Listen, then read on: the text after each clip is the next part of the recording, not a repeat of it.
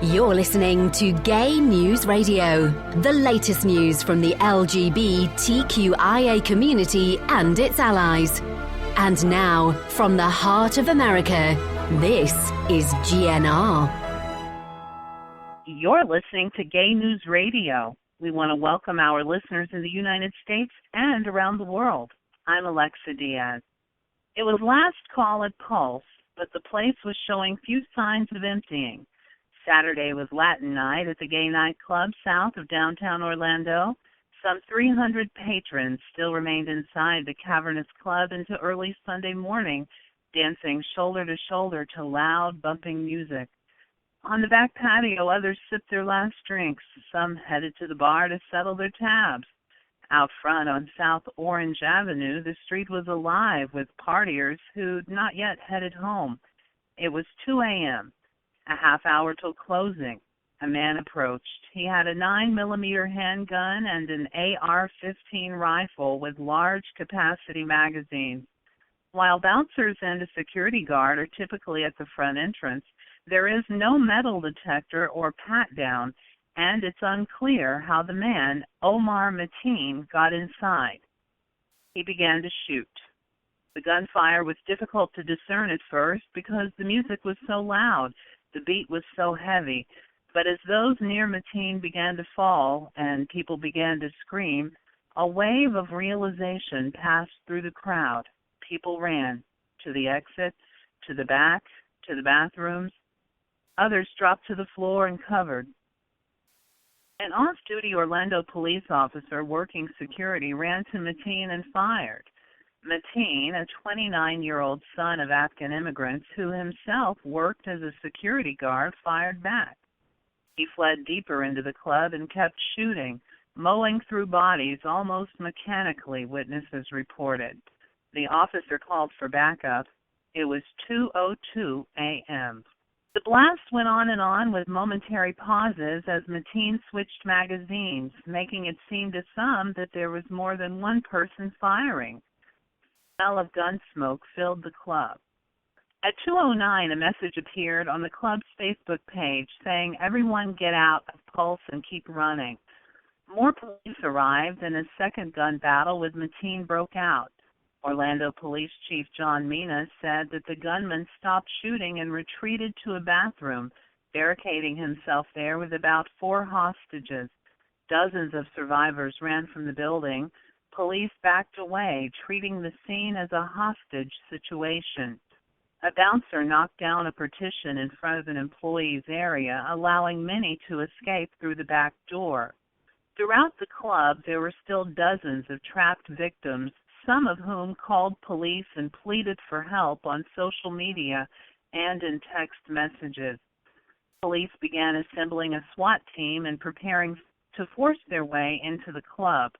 Just before 2:30 a.m., Mateen began a series of calls with 911 in which Mateen said he was doing this for the leader of ISIS, whom he named and pledged allegiance to, according to FBI Director James Comey.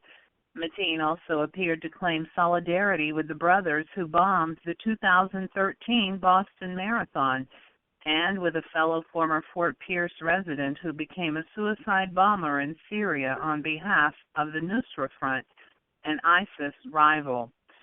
Mateen called the brothers his homeboys, according to Hank Shaw, who runs the FBI's Boston office. The calls led to talks with police negotiators in which he sounded cool and calm. The negotiators focused on what we could do to resolve the situation, said Police Chief Mina, but Mateen really wasn't asking for a whole lot. Mina says that we were doing most of the asking. Eddie Justice wrote his mom again at 2:39 in the morning. He was still in the bathroom. His text message says, "He's coming. I'm going to die." 10 minutes later, he wrote, "He's in the bathroom with us." He added, "He's a terror." His final text said simply, "Yes." He was later confirmed dead. Eddie Justice among those 50 who were killed inside Pulse in Orlando on Sunday morning. Around 3 a.m., Orlando's bomb squad and SWAT teams were called in as police devised a plan to end the siege. They heard from hostages that indicated things would soon unravel. Mateen also gave a timeline that Police Chief Mina took as a sign that he would kill more people. So, the police decided to storm the club. First, they used an explosive and an armored vehicle to break through a wall on the other side of a bathroom where police believed about 15 people were being held hostage.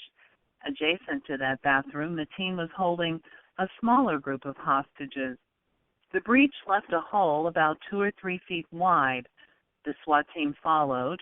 It was about 4:15 a.m., according to 2 senior law enforcement officials familiar with the case. Dozens of people climbed through the hole, according to the police chief. Then came Mateen.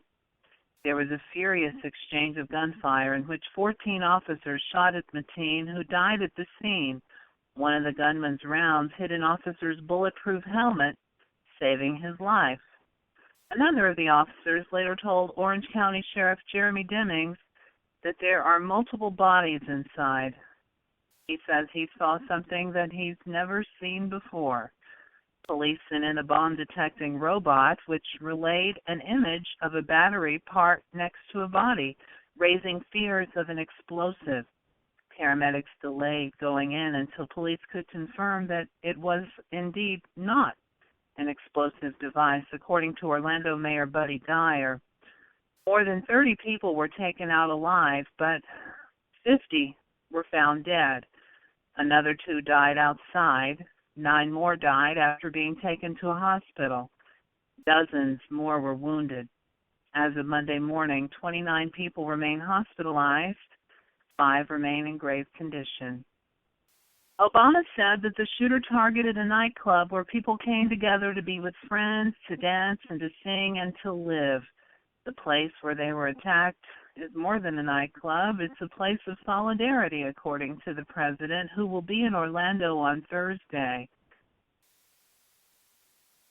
President Obama went on to say, "This is a sobering reminder that attacks on any American, regardless of race, ethnicity, religion, or sexual orientation, is an attack on all Americans and on the fundamental values of equality and dignity that define us as a country." As of Monday afternoon, law enforcement authorities had identified all but 3 of the 49 victims from the weekend's deadly shooting inside Pulse nightclub in Orlando. Among the confirmed dead is Christopher Lennon, whose mother had made heartbreaking pleas on television outside a local hospital. Lennon, 32, was killed along with his boyfriend, Juan Guerrero, age 22. The families told Time the couple had been together for 2 years and were planning a wedding. Now they'll have a joint funeral and be buried side by side. For the most recent updates and a list of victims, visit the City of Orlando's website at cityoforlando.net/blog/victims. For Gay News Radio, I'm Alexa Diaz. You've been listening to Gay News Radio on the GNR Radio Network. Download our mobile app for iPhone and Android today. And have a good gay.